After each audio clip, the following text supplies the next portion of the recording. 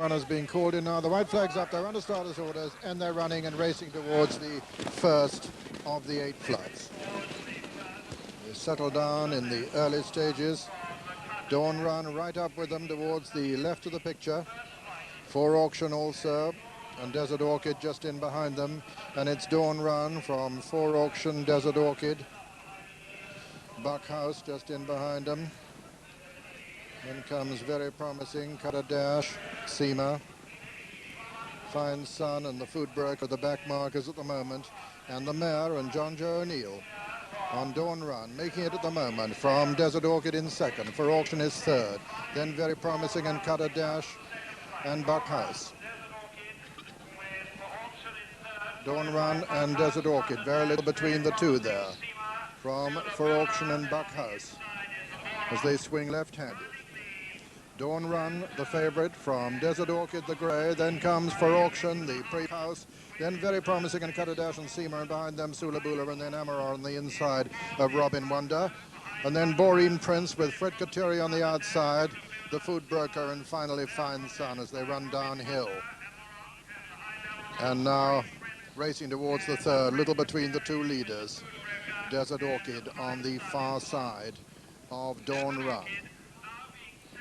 Then For Auction, then Buckhouse, Very Promising, and Cut a Dash, and Seema, then Amora, Sula Bula on the outside, Boreen Prince, the back marker, Fine Sun. Racing down to the next flight, the fourth of the 8 flights in the champion hurdle, and the grey, Desert Orchid, with the advantage over the favourite Dawn Run now as they come to the fourth. Desert Orchid from Dawn Run. Then For Auction, Buckhouse, Sula Bula on the outside. Fine Sun finding this gallop too much at the moment and somewhere behind the remainder as they race towards the next flight. The fifth, Dawn Run on the inside of Desert Orchid.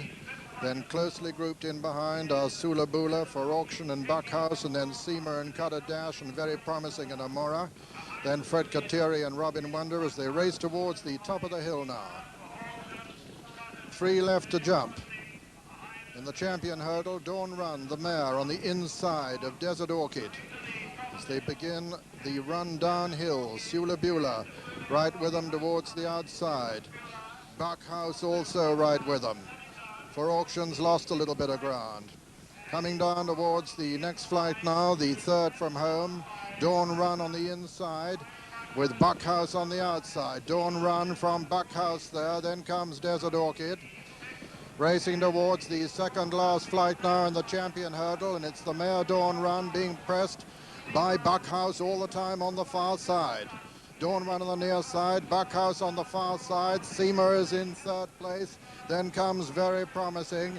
Racing round the home turn now, and it's John Joe O'Neill on Dawn Run from Buckhouse and Seema as they race towards the final flight. It's Dawn Run in the lead from Seema and Buckhouse. Seema producing a great challenge towards the near side, but Dawn Run with the advantage. Dawn Run lands in the lead over the last from Seema, who's now gone a close second.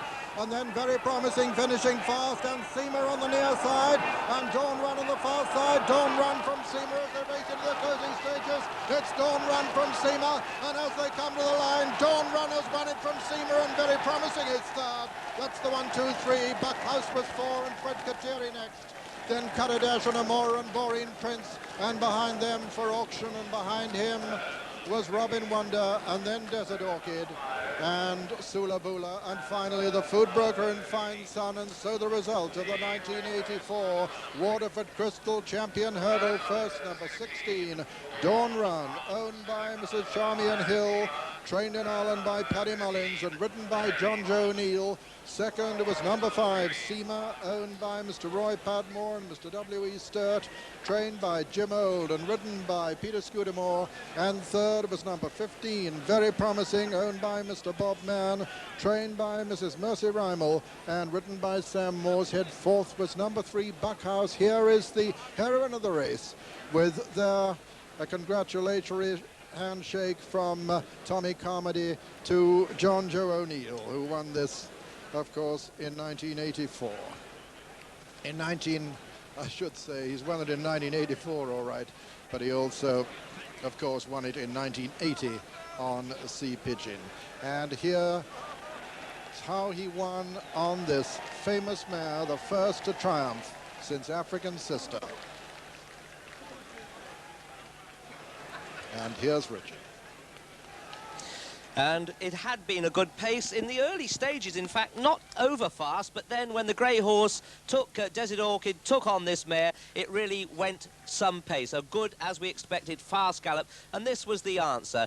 Coming to the last and facing up the hill, the mare not seeming to be going anywhere particularly, and a bit of a clumsy jump there, and it's Seamer with Peter Scudamore looking for his first winner at the festival meeting, who is the challenger. Buckhouse there in the light colours, just weakening, but the mare whose action is quite high, isn't it? Probably better, happier in the softer ground, keeps going. Guts have always been her great forte, but Seamer has run a tremendous race. Jim Old has always thought the world of this little horse.